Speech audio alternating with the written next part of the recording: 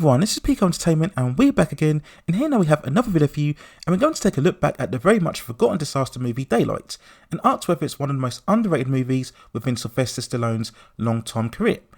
So when talking of the film, we go back to its original release date of December the 6th, 1996, where of course it stars Sylvester Stallone in the lead role, alongside Viggo Mortissen, Karen Young and Stan Shaw. The movie itself was directed by Cohen. Now the setup of Daylight is set within New York, where in the beginning we see a waste management firm dumping barrels of toxic waste at an illegal site by heading into a tunnel beneath the Hudson River. We see then several civilians following their own separate issues and stories, including a bus of prisoners, and all of them are travelling through the tunnel. Now a sudden car crash into the toxic barrels causes a seismic explosion, leaving all of the civilians trapped inside. We then see former medical services chief and now a taxi driver, Kit Laura, who sees the explosion and strives to enter the tunnel after being initially dismissed by the other rescue officers. After entering the tunnel, he has to gather the survivors together as they continually bicker and argue over the stressful conditions. Proving to be overall their only hope, Kit must gather all of the other civilians as they strive to survive and find a way out before the tunnel floods and collapses within itself. Now when looking back at Daylight, it is a very good, competent, old-style disaster movie, full of tense and gripping moments.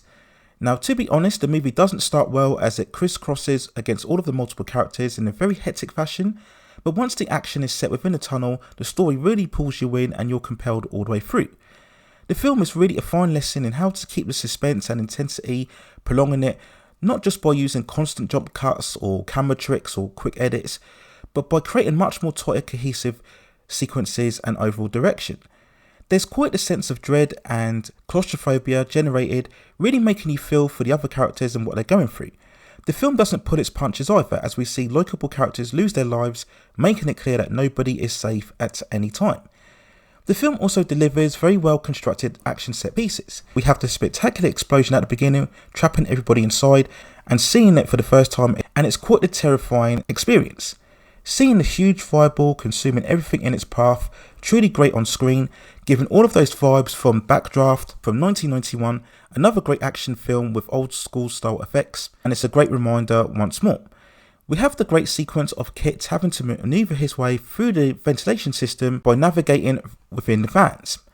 And all of these set pieces are another reminder of how much better the use of practical effects and stunt work, and in this aspect the film only really falters in the final moments with some dodgy CGI water effects, but aside from that the action moments are really good. And putting the action to one side, we have to look at Stallone, and in terms of a lead performance, he's actually very good here, having the physicality but also the fallibility, and you constantly sympathise with him as he's having to deal with the chaotic nature of the other civilians whilst looking for solutions.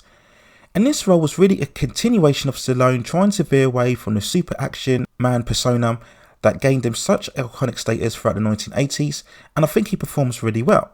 Now Daylight has its flaws as a film, and probably the biggest one is the supporting characters.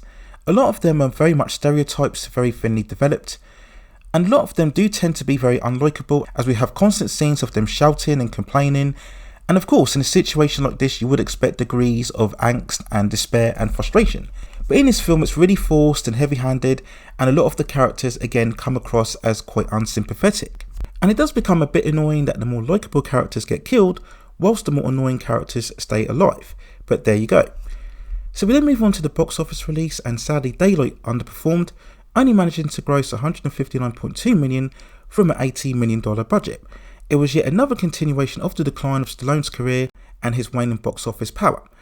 It was also a sign of the times that iconic action stars from the 80s, with the likes of Stallone, Schwarzenegger and Van Damme, were losing their appeal with mainstream audiences, where we would see the new action stars of the decade would be the likes of John Travolta, Nicolas Cage and Will Smith.